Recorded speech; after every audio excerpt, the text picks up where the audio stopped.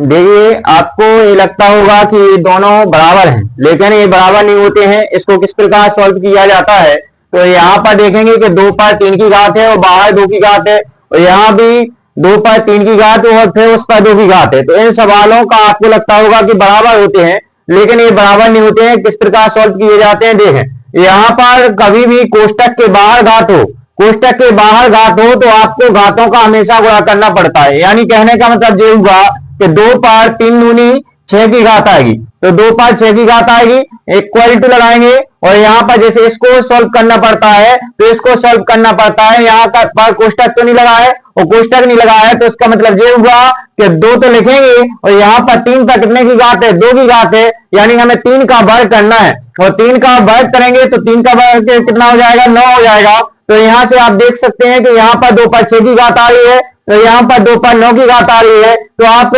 देखिए यहाँ पर दोनों बराबर तो नहीं है। अब इसके बाद अगर आप आगे सोल्व करना चाहते हैं तो आप आगे भी सोल्व कर सकते हैं।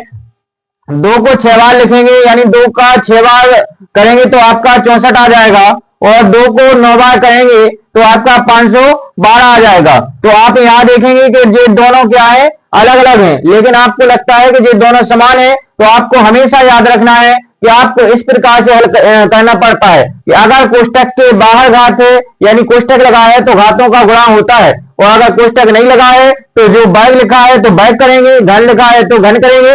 इस प्रकार कहते हैं। धन्यवाद।